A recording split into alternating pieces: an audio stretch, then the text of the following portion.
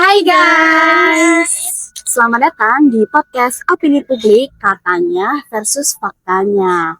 Nah, di tengah derasnya arus informasi politik hari ini tuh kita sering banget dengar opini publik yang berkembang dengan cepat.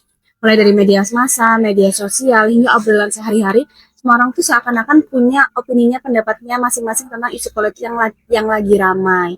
Tapi pertanyaannya, apakah opini publik yang beredar itu benar-benar berdasarkan fakta atau cuman sekedar katanya? Nah, di podcast kali ini kita bakal membahas lebih dalam gimana opini publik itu terbentuk dalam komunikasi politik di Indonesia, serta bagaimana membedakan antara persepsi publik dan realita yang sebenarnya. Oke, jadi sebelum masuk lebih jauh nih Zara, Nabila, kita perlu paham dulu nggak sih? Jadi apa sih sebenarnya opini publik itu? Setuju banget sih, Mel.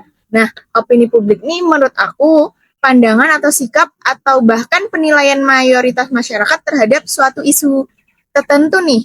Contohnya dalam konteks politik, berarti opini publik ini sering muncul sebagai respon terhadap kebijakan pemerintah misal, atau bahkan pernyataan elit politik, atau bahkan peristiwa politik yang sedang terjadi. Tapi, Apa tuh, Mel? masalahnya nih, opini publik ini tuh tidak selalu terbentuk dari informasi yang benar. Kebanyakan, banyak opini muncul dari potongan-potongan berita, atau judul yang sensasional, atau bahkan dari informasi yang belum tentu benar. Jadi, disinilah komunikasi politik ini tuh berperan besar lah.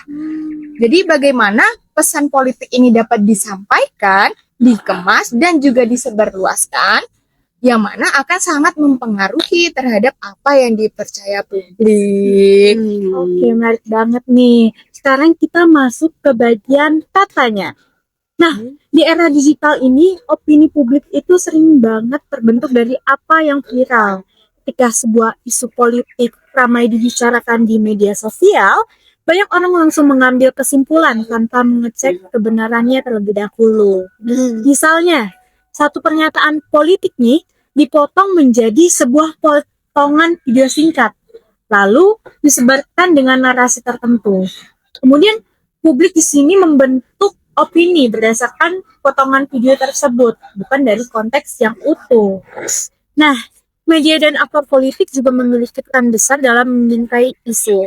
Teknik framing dalam komunikasi politik membuat satu fakta yang sama bisa dipersepsikan berbeda oleh publik, tergantung bagaimana ia disampaikan.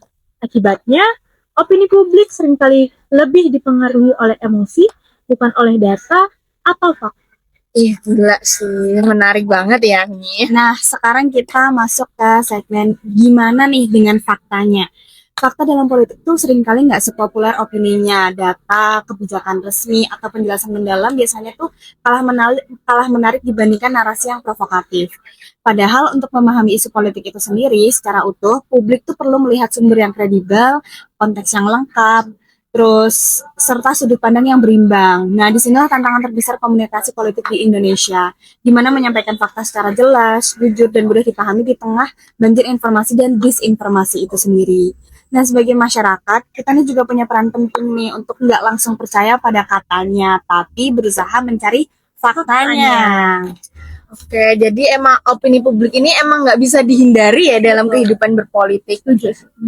Namun ya, opini publik yang sehat itu sebenarnya opini yang dibangun atas pemahaman nih. Jadi bukan hanya asumsi.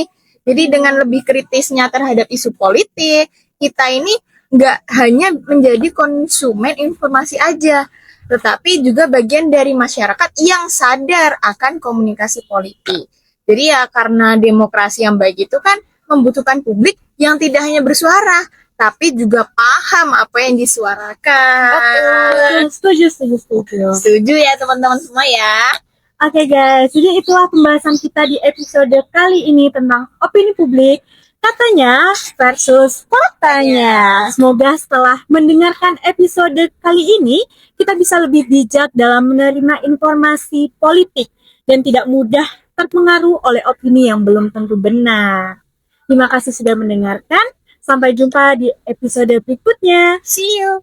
Bye-bye. Dan ingat, yang ramai belum tentu fakta, dan yang fakta belum tentu ramai. Bye-bye.